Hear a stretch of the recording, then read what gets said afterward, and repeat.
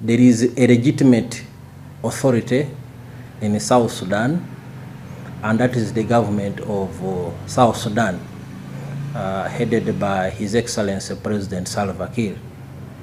And we are there because the authorities in South Sudan requested the government of Uganda for assistance.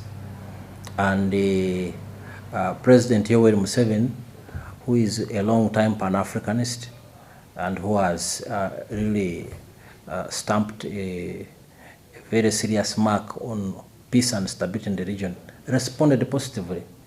And that's why we are there. So there is no alternative. It is the legitimate government of South Sudan whom we are dealing with, and there is no point of saying we are taking sides. No. These are the authorities in South Sudan. They requested their neighbor for assistance, and the neighbor has responded positively. The situation was developing very dangerously, and the chances of outright violence between the different political and military forces was on the verge of full breakout.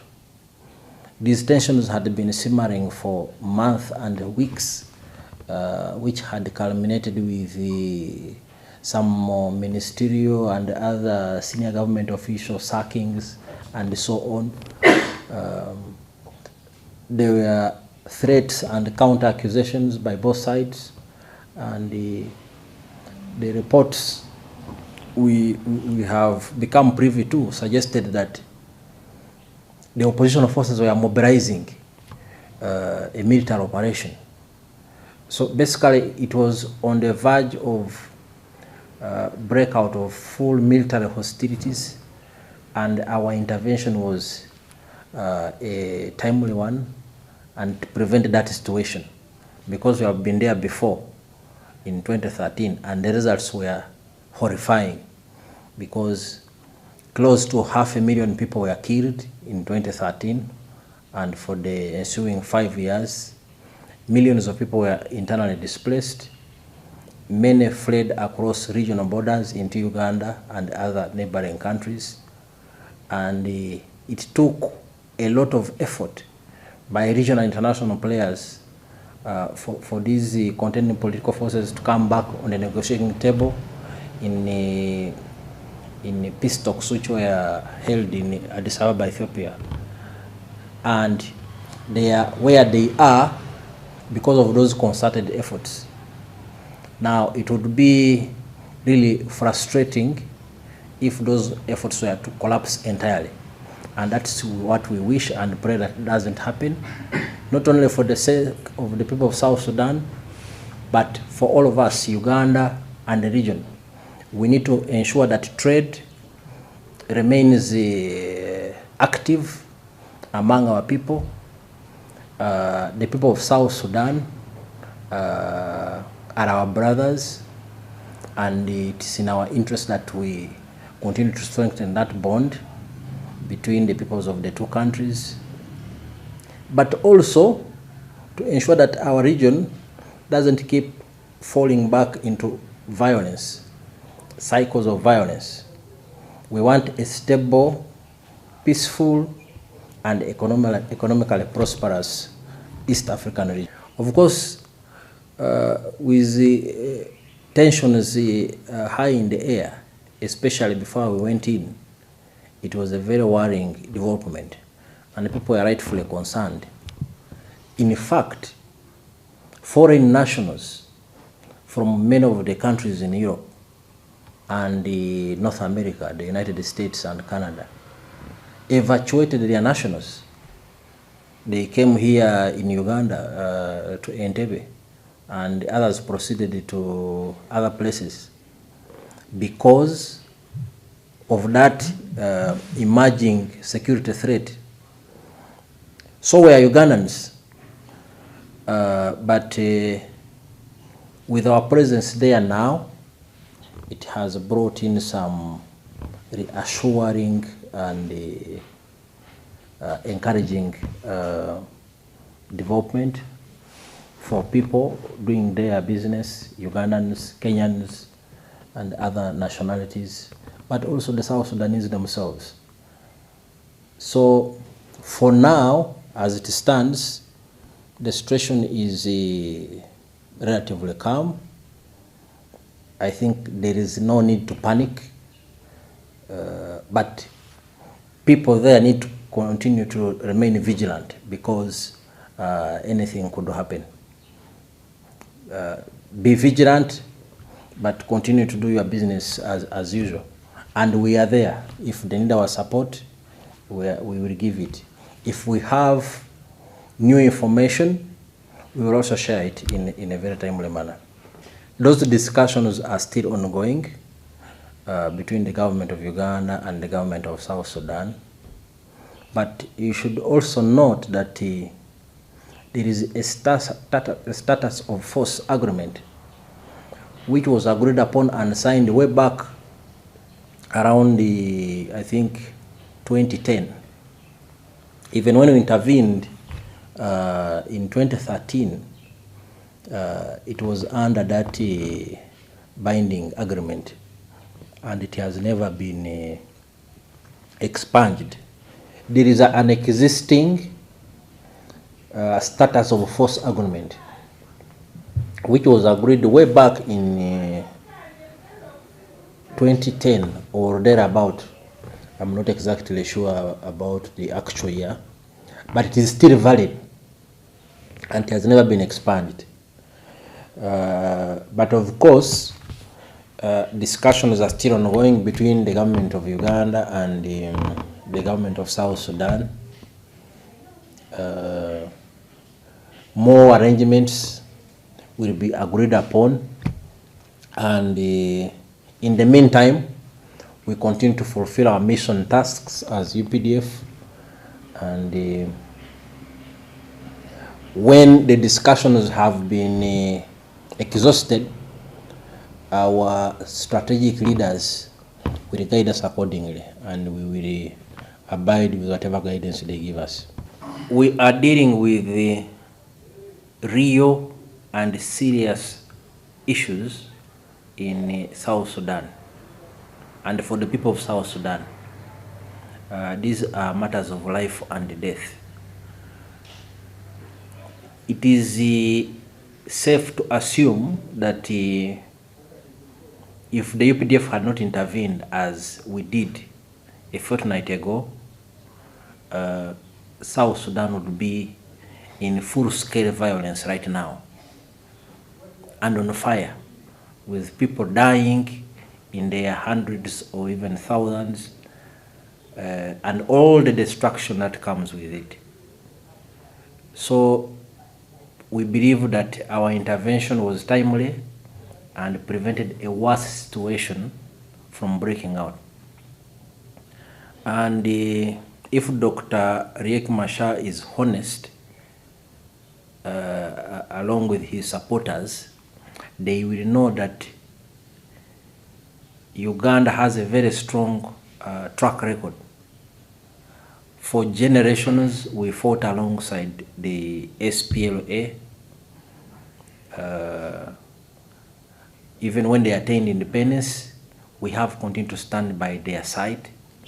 Uganda has paid a very significant price in support of the aspirations of the people of South Sudan.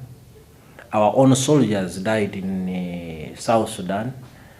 We lost equipment and other things. But we have also been host to South Sudanese refugees for many years. I went to school with South Sudanese, and many have settled here, or they have been educated here, right from primary school up to university. So we are the strongest and most reliable partner they have ever had in their struggles for independence and for self-emancipation, and in their current struggles for sustainable peace and security, economic prosperity, and generally socio-economic transformation. So they can always count on us.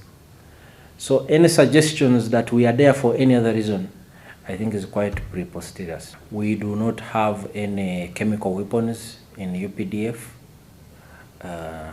We have not applied any heavy weapons anywhere. Actually, we have not been engaged as we speak in any violent hostilities with anyone.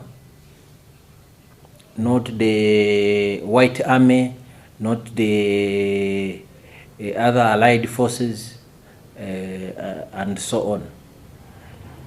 We deployed, as I said, as a preventive measure. We are with the SPLA government force alongside us, and it's the legitimate force, military force in that country. So our presence there has been a deterrence, and so far we have not been drawn into any direct confrontation with anyone.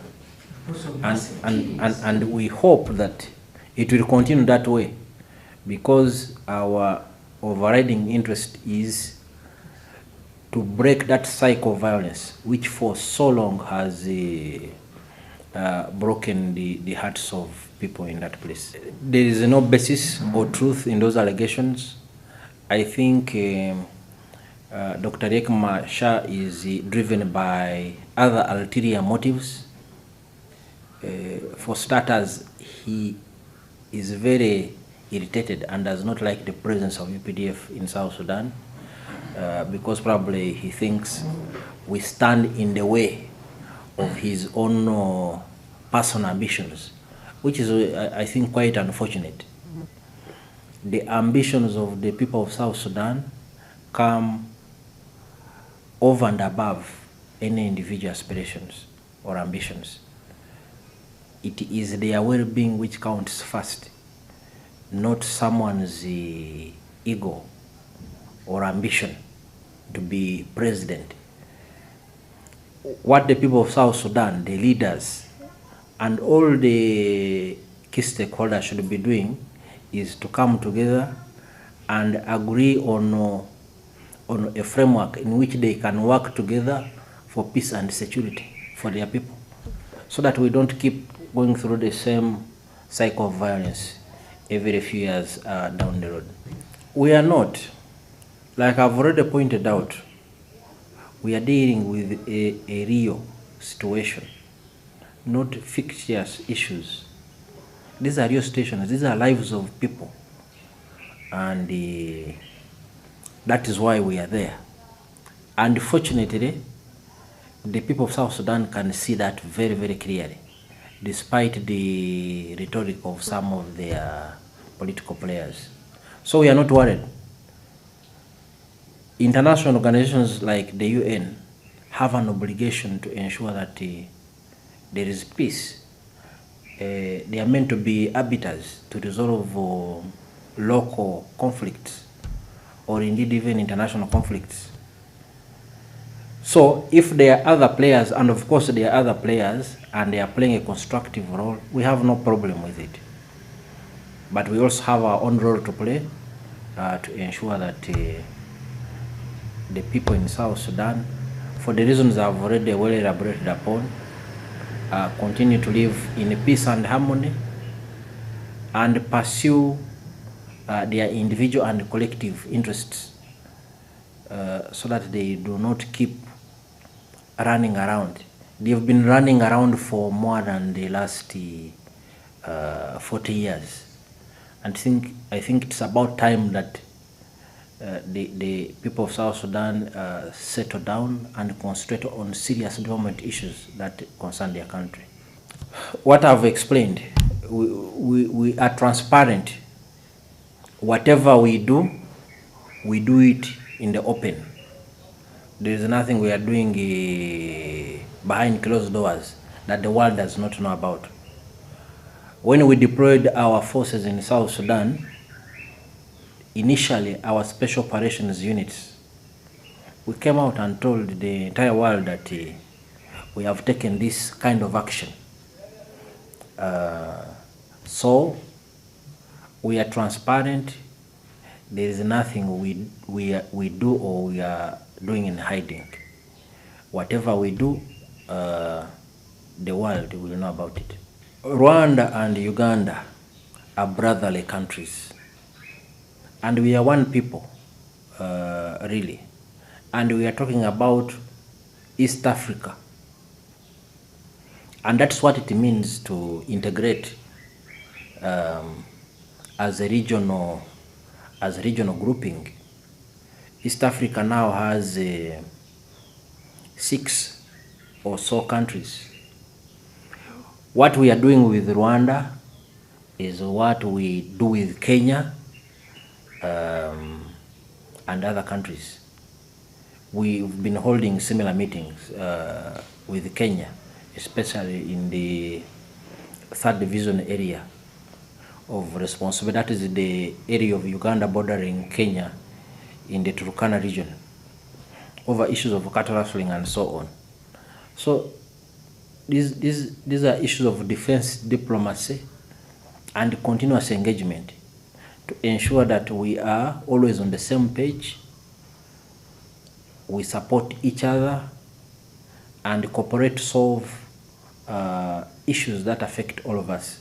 Issues of security, issues of trade, issues of